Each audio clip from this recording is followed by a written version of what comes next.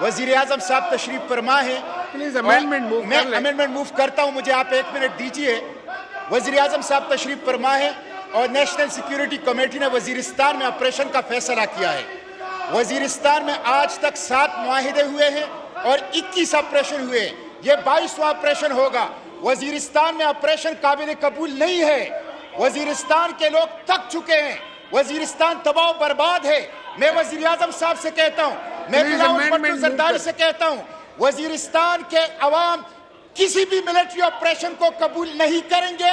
वजीरिस्तान के अवाम को तालीम चाहिए, अस्पताल चाहिए, तरक्की चाहिए, वहाँ के अवाम को रोजगार चाहिए, वहाँ के अवाम को मिलिट्री ऑपरेशन नहीं चाहिए। इसलिए वजीर आजम साहब से दरखास्त करता हूँ कि इस फैसले को रिव्यू करें और वजीरिस्तान में मिलिट्री ऑपरेशन 21 मिलिट्री ऑपरेशन हो चुके हैं, 7 मुआहिदे हो चुके हैं, पहले उनका जायजा लें क्यों नाकाम हो गए हैं। इसलिए किसी मिलिट्री ऑपरेशन की वहां पे आप इजाजत न दें। वहां के अवाम को सड़कें दें, वहां के अवाम को तालीम दें, वहां के अवाम को सेहत दें, वहां के अवाम को रोजगार दें, वहां के अवाम को मिलिट्री ऑपरेशन न दें। अभी अमेंडमेंट मूव कर लें जल्दी से। मिस्टर स्पीकर, मैं आपकी इजाजत से I, Senator Mushtaq Ahmed Khan, move that in the Supreme Court Practice and Procedure Bill 2023 as passed by the National Assembly and Senate and returned by the President in Class 5, Subclass 2 shall be omitted.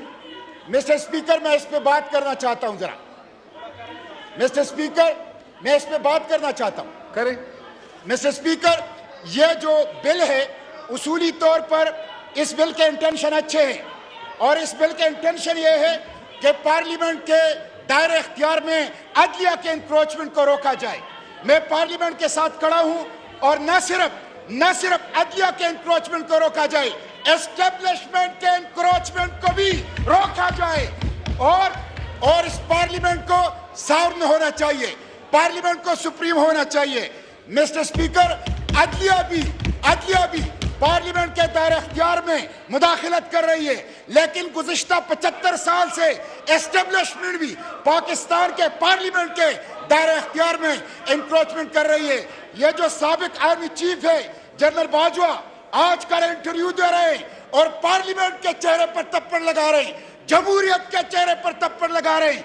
क्यों ये parliament, क्यों ये हुकूमत अदलिया की तरह वो establishment को इंक्रोचमेंट को रोकने के लिए इकदाम न करें।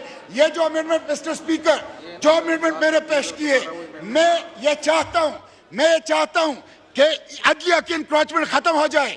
बेंचेस की तश्कील में और 100 वोटों के इख्तियार में तवाज़ुन नहीं था और खुद अदलिया के अंदर से ये आवाजें उठ रही थी कि वन मैन शो है। खुद अदलिया के अंदर से ये आवाजें उठ रही थी कि इंपीरियल सुप्रीम कोर्ट है।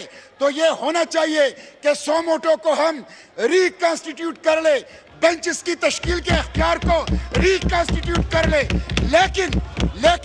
लेकिन मिस्टर स्पीकर, उसके साथ आपने क्लास 5 सब क्लास 2 में जो पर्सन स्पेसिफिक कर लिया है, पर्सन स्पेसिफिक, इससे मैं इख्तिलाफ करता हूं।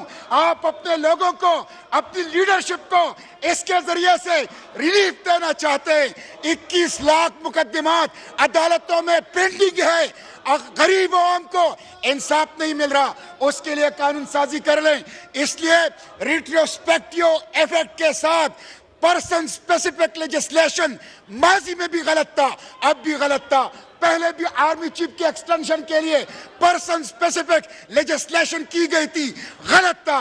पहले भी FATF के लिए और IMF के लिए स्टेट बैंक के हवाले से लेजिस्लेशन की गई थी, गलत था। इसलिए ये पर्सन स्पेसिफिक लेजिस्लेशन नहीं होनी चाहिए और रेट्रोस्पेक्टिव इफेक्ट के साथ लेजिस्लेशन नहीं होनी चाहिए। इसलिए क्लास 5 की सब क्लास 2 को ओमिट करने की मैं तजवीज़ और तरमीम पेश करता हूं।